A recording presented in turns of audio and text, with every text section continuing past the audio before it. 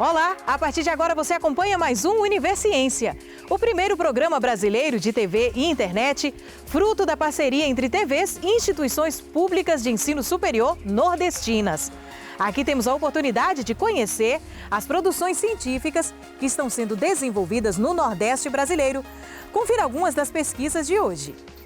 Cientistas da Universidade Federal do Rio Grande do Norte criam um projeto de acompanhamento dos pacientes que recebem alta da Covid. Pesquisadores da Universidade Federal de Sergipe participam de estudo de novos casos de hanseníase na população. E ainda, pesquisadores da Universidade Estadual da Paraíba estão desenvolvendo alimentos funcionais a partir de ingredientes do semiárido nordestino.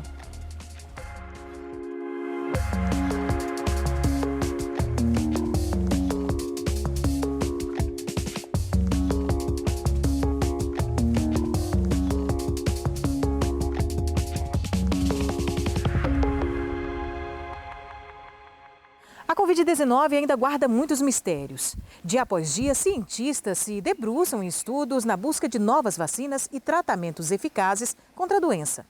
Mas quanto aos pacientes que foram hospitalizados e precisam de acompanhamento após a recuperação? Foi observando essa demanda que pesquisadores da Universidade Federal do Rio Grande do Norte criaram um teleatendimento pós-Covid. O sistema não serve apenas para orientar os pacientes que recebem alta da Covid-19, mas também para obter dados e fazer um levantamento das sequelas após a doença e, assim, contribuir com mais pesquisas.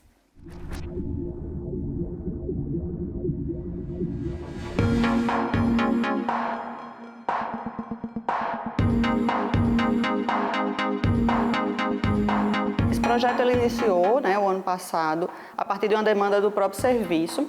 Na verdade, uma médica do Hospital José do Trigueiro entrou em contato conosco, aqui nós professores do Departamento de Fisioterapia, informando que os pacientes estavam tendo alta, os pacientes que ficaram internados por Covid-19, estavam tendo alta hospitalar e eles não tinham para onde fazer fisioterapia, Foi na ocasião da primeira onda, então todos os centros de reabilitação estavam fechados, os pacientes eles iam para casa com vários comprometimentos e eles não poderiam ir para o ambulatório fazer a reabilitação, Nós estávamos fechados aqui do Departamento de Fisioterapia e todos os outros centros de reabilitação, então surgiu a ideia, minha e com outros professores aqui do departamento, de construirmos um projeto para realizar algum tipo de assistência a esses pacientes. Fazer a avaliação desses pacientes para ver como é que eles ficaram após a alta hospitalar, em termos de comprometimento funcional, como a gente chama, ou seja, o quanto que eles ficaram comprometidos para realizar atividades de sua vida diária e também voltar ao trabalho. Avaliar isso aí e também fazer uma assistência, fornecer orientações fisioterapêuticas a partir dessa avaliação que era feita, fazer essas orientações para que esses pacientes pudessem ter alguma assistência após a alta. Então, nisso surgiu um projeto integrado, que é um projeto de pesquisa e extensão. A parte da pesquisa, ela foca mais nas questões de avaliação desse perfil do paciente, que é a parte que eu coordeno. Mas existe uma outra professora que coordena a ação de extensão, que ela é mais voltada para o segundo momento, que é a assistência ao paciente através de orientações fisioterapêuticas.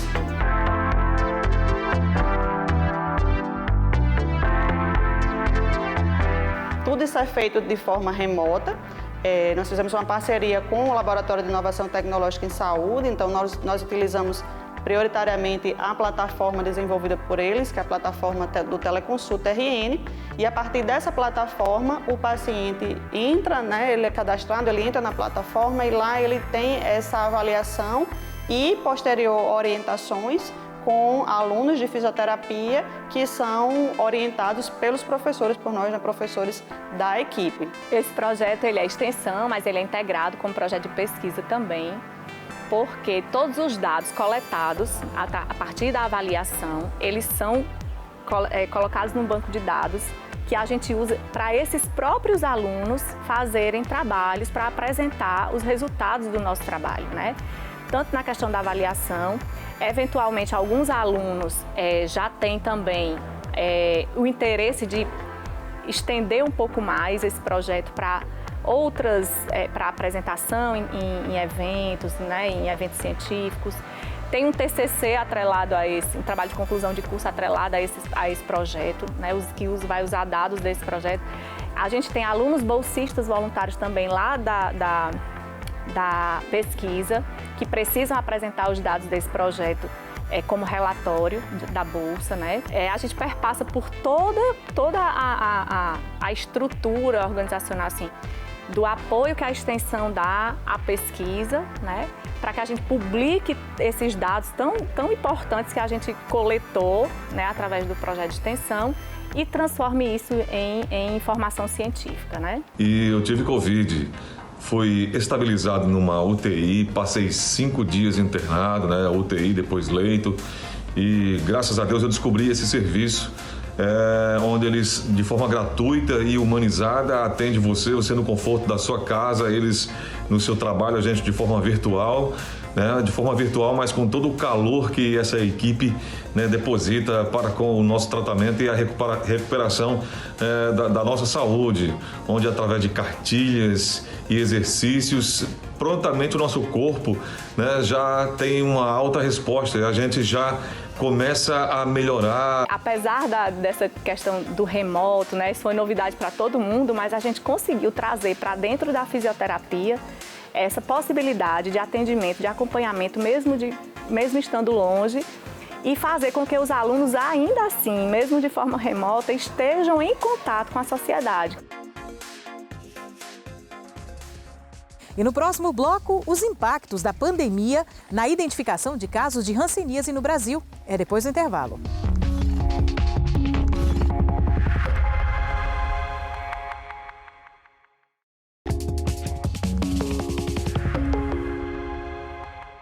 Em 2020, primeiro ano pandêmico no Brasil, a identificação de novos casos de hanseníase caiu 41,4% na população geral, se comparada com a média mensal de casos entre 2015 e 2019. É o que revela um estudo publicado em uma das revistas científicas mais prestigiadas do mundo. O estudo envolveu pesquisadores de 4 instituições nordestinas: Universidade Federal de Sergipe, Universidade Federal de Alagoas, Universidade Federal de Pernambuco e Universidade Federal do Vale do São Francisco.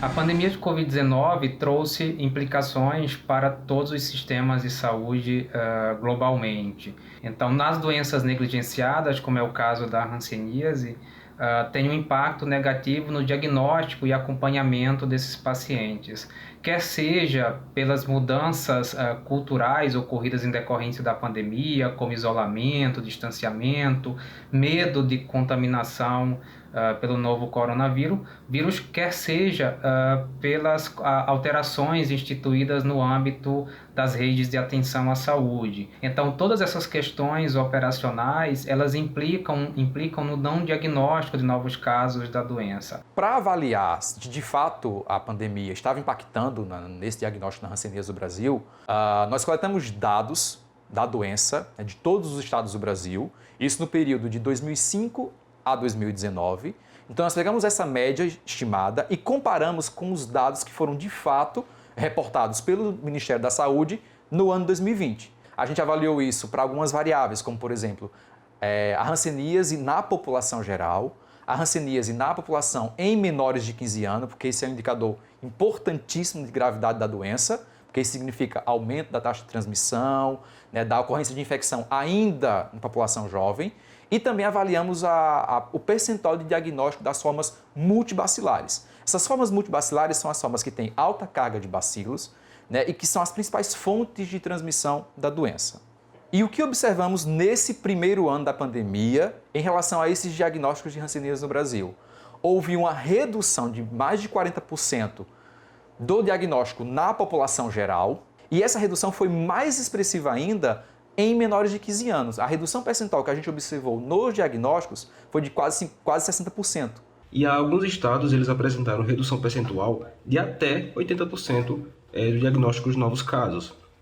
No entanto, quando a gente avaliou os casos multibacilares, que são os casos mais graves da doença, houve aumento percentual no diagnóstico, ao contrário da população geral em menores de 15 anos, aumento percentual de até 21%.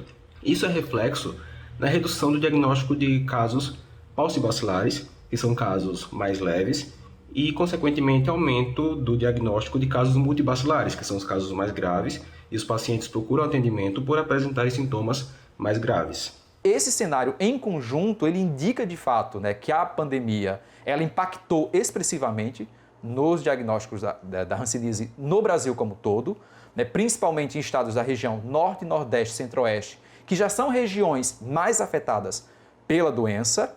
Historicamente, né, a hanseníase, que é uma doença milenar, já existe uma certa dificuldade para fazer o diagnóstico, né?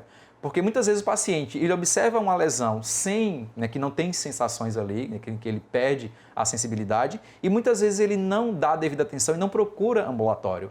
Então muitas vezes o paciente chega no ambulatório para fazer o diagnóstico depois de anos que começou a manifestar as lesões. Associado a isso, né, também é necessário um conjunto de técnicas, né, além do diagnóstico clínico. Muitas vezes o profissional precisa de um diagnóstico histopatológico ou da realização da baciloscopia. Quando há esse atraso no diagnóstico e essa demora para o início do tratamento, o paciente muitas vezes ele pode evoluir com complicações clínicas, como manifestação dessas formas multibacilares, que aumenta a possibilidade de transmissão, especialmente para indivíduos contactantes, que são aqueles que moram no domicílio que o paciente e que têm maior chance de ser infectado pelo bacilo.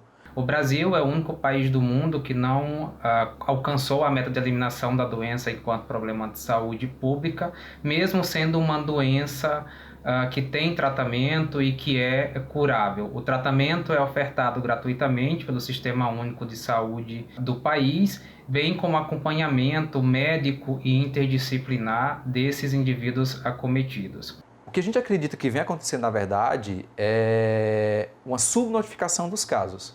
Esses pacientes, na verdade, eles não estão sendo diagnosticados adequadamente. Isso pode levar a que a gente chama de epidemia oculta ou endemia oculta, tá, em relação à doença. O que a gente pode esperar, na verdade, em alguns anos, é um aumento expressivo da doença no Brasil. E isso pode comprometer seriamente a meta que o Brasil e que a OMS tem de erradicação e controle da doença até 2030.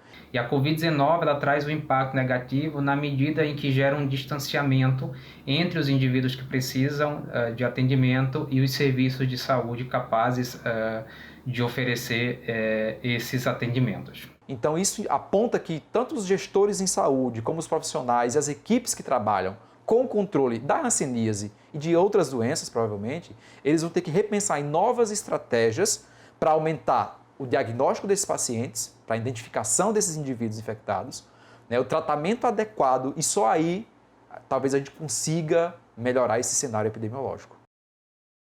O Laboratório de Pesquisas da Universidade Estadual do Sudoeste da Bahia, campus de Jequié, em parceria com a NASA e cientistas da Alemanha, da Ucrânia e da Índia, simulou uma proteína mutante da bactéria da kombucha, bebida fermentada feita à base de chás, e estudou o comportamento biorregenerativo desse micro-organismo no espaço.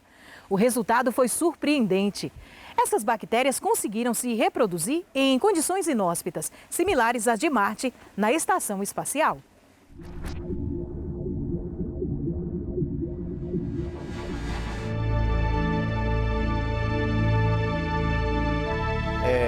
Então a pesquisa ela é uma colaboração, né, com diversas universidades, sendo a Universidade de Líder, a Universidade de Kiev, na Ucrânia, com a Agência Espacial Europeia, a NASA, e aí é um grupo internacional de pesquisadores, já em colaboração, né, antiga. A gente entrou aí para colaborar, fazer algumas simulações referentes a resultados de sequenciamentos genéticos da kombucha, né, do organismo em questão.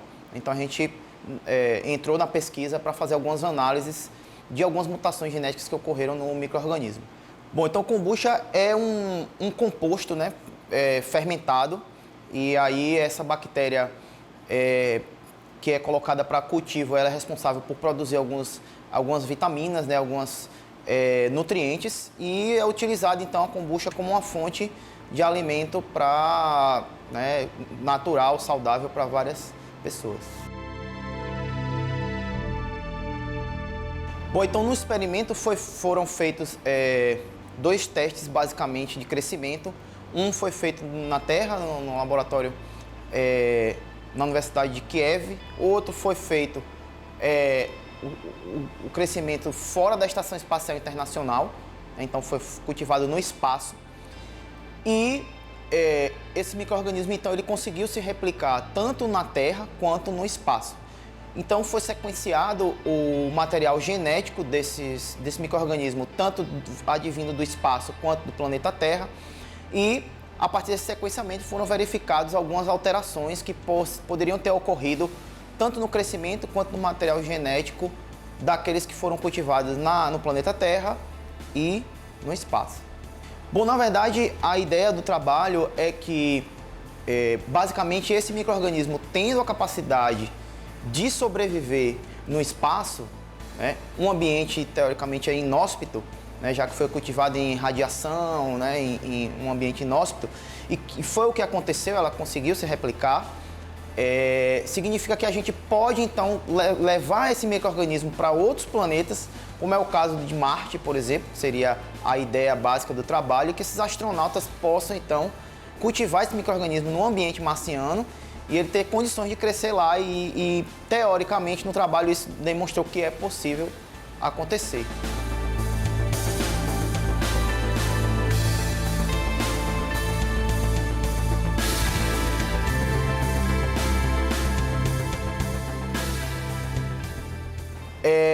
Em resultados práticos, nos traz a possibilidade da humanidade colonizar outros planetas, levando uma fonte de alimento rica em sais minerais, rica em vitaminas e que tem capacidade de replicação, né, de produção em ambientes que para a gente é inóspito, mas que para aquele micro-organismo ele vai conseguir se replicar e que vai fornecer alimento para aqueles seres humanos que possam colonizar outros planetas. E nós já estamos em outros projetos envolvidos não só com esse micro-organismo da kombucha, mas com outros, tentando então propor micro-organismos e novas formas de alimento para que possa haver colonização do ser humano em outros planetas e, né, que esses micro-organismos então possam servir aí para que a gente consiga levar a vida do planeta Terra para outros planetas. Então já existem outras colaborações, existem outros trabalhos sendo feitos no mesmo sentido.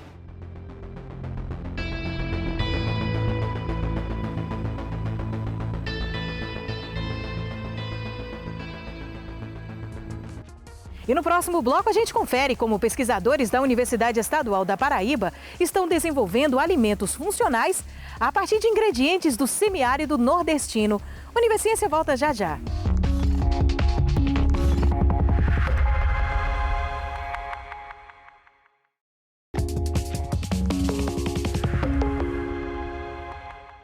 Você costuma tomar leite fermentado? Consumir alimentos probióticos que auxiliam no trato intestinal a partir de micro-organismos vivos, evitando assim o risco de doenças? Pesquisadores da Universidade Estadual da Paraíba estão desenvolvendo uma série de alimentos funcionais a partir de ingredientes encontrados no semiárido nordestino.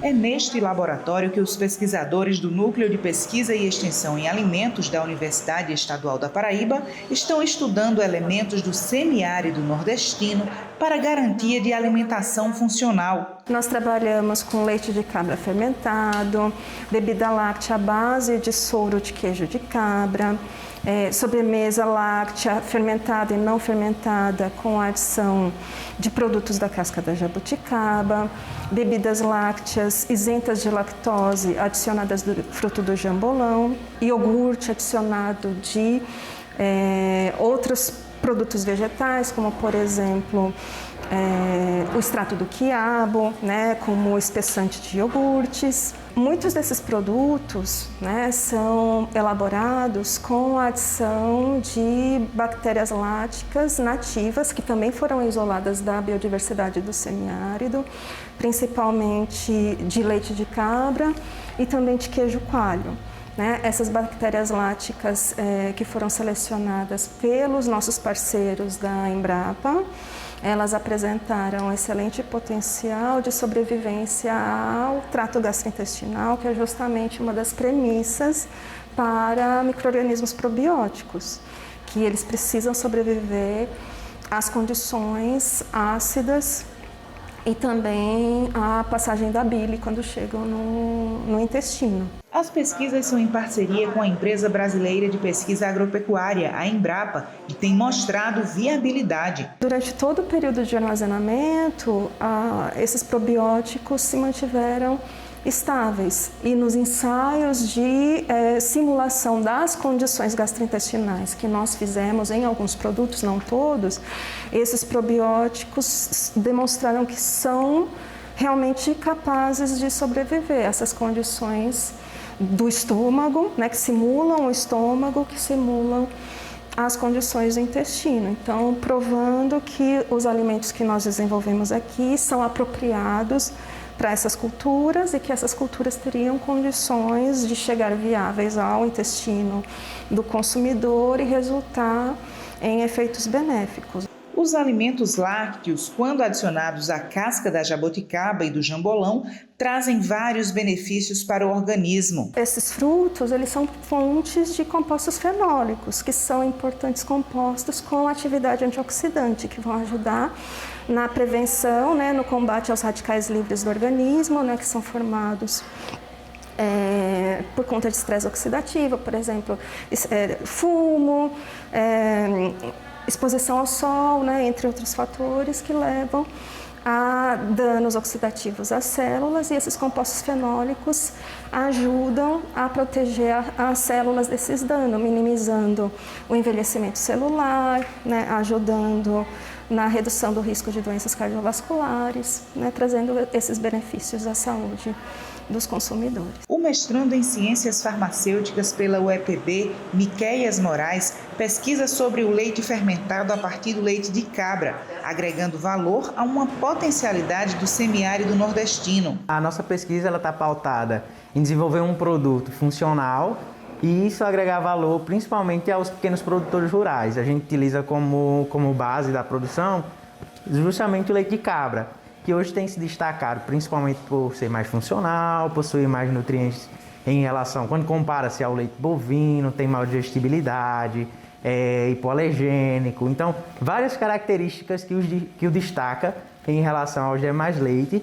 Então, a gente consegue transformar, agregar valor a esse leite, transformando em um alimento funcional, adicionando probióticos, prebióticos. Então, essa é a ideia geral do projeto, trazer a universidade para o homem do campo, principalmente. Quando você conhece aquilo que você vende, conhece de verdade, sabe das informações e da riqueza daquilo que você tem, você consegue vender o produto ou agregar valor a esse produto. Isso torna mais rico. Então, por exemplo, produtores rurais que antes vendiam apenas o leite de cabra, agora eles sabem quão grande é o potencial desse leite de cabra e agora vendem um produto funcional. Então, conseguem agregar na produção de queijo, na produção de outros, de leite fermentado, por exemplo, só com informação. Então, a ideia é transformar essa tecnologia que a gente usa na universidade em uma tecnologia acessível para que o pequeno produtor ele consiga também fabricar.